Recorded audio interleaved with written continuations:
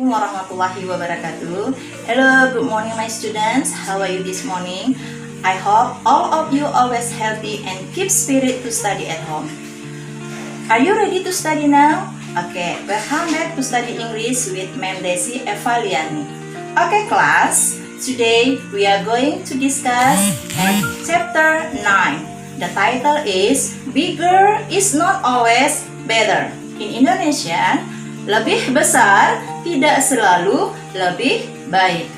Baiklah anak-anak, silahkan siapkan buku tulisnya, buku paket When English Rings a Bell, buku modul pengayaan, serta alat-alat tulis lainnya. Good luck! Before we start our lesson today, please pray together according to your religion. Finish. Oke, my student, adapun tujuan pembelajaran kita hari ini yaitu yang pertama, menunjukkan perbandingan orang, hewan, atau benda.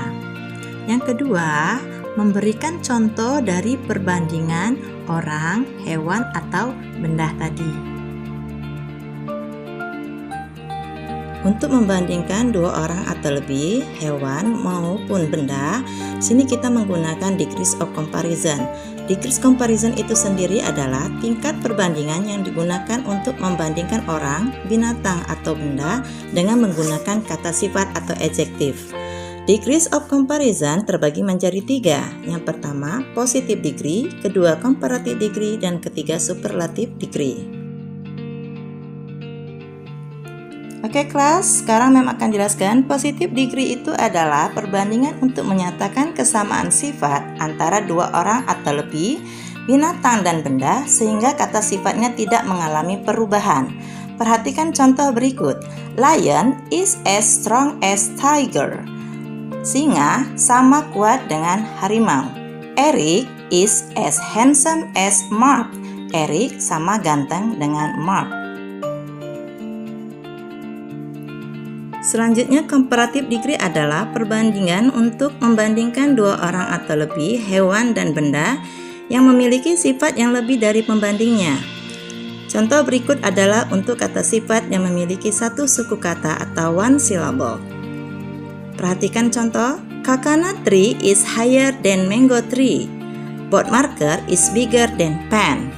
Nah, untuk lebih jelasnya silakan kalian buka buku paket di halaman 120 sampai 123. Kemudian, ini adalah contoh tentang komparatif dengan dua suku kata atau lebih.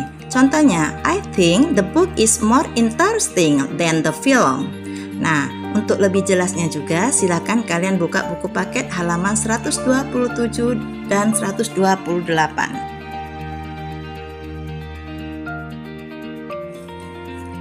Terakhir, superlative degree yaitu perbandingan untuk membandingkan dua orang atau lebih, binatang maupun benda yang memiliki sifat paling di antara pembandingnya. Sekarang perhatikan contoh yang menggunakan kata sifat dengan satu suku kata atau one syllable. Aulia is 5 years old, Zahra is 6 years old, Akila is 7 years old.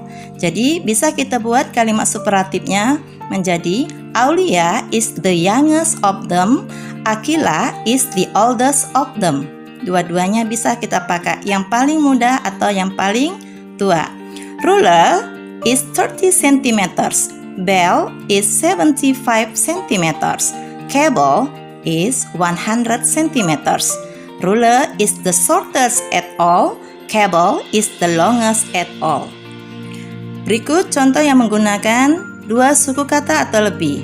Handphone is 2 million rupiahs, laptop is 5 million rupiahs, and television is 3 million rupiahs. So, laptop is the most expensive at all. Baiklah anak-anak, kesimpulan materi kita pagi hari ini adalah jika kita ingin membandingkan dua orang atau lebih, binatang maupun benda, maka kita harus menggunakan adjektif atau kata sifat. Pada materi ini juga kita memerlukan degrees of comparison. Degrees comparison itu sendiri terbagi menjadi 3. Yang pertama positive degree, yang kedua comparative degree, yang ketiga superlative degree. Positive degree cirinya S ditambah adjective ditambah S, jadi tidak merubah sifat. Kemudian comparative degree terbagi menjadi dua, satu suku kata atau adjective yang menggunakan satu suku kata kita tambah R di ujung adjektifnya, kemudian ditambah kata than seperti smaller than. Kemudian yang dua suku kata kita tambah kata more di depan kata sifatnya, misalnya more diligent, more expensive. Nah, kemudian yang ketiga superlative degree, untuk satu suku kata di ujung kata sifatnya kita tambah huruf est atau is, jadi kata the youngest. Kemudian untuk yang dua suku kata kita tambah kata the most beautiful di belakangnya. Jadi itu saja kesimpulan materi kita hari ini. Saya mengucapkan terima kasih atas perhatiannya. Sampai jumpa di lain waktu.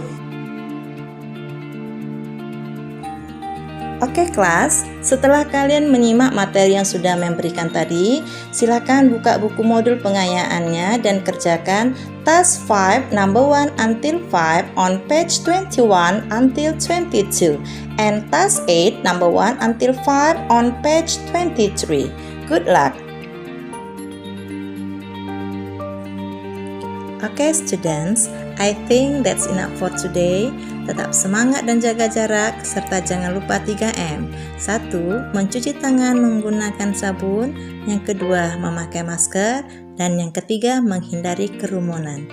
Assalamualaikum warahmatullahi wabarakatuh. Good morning, see you later.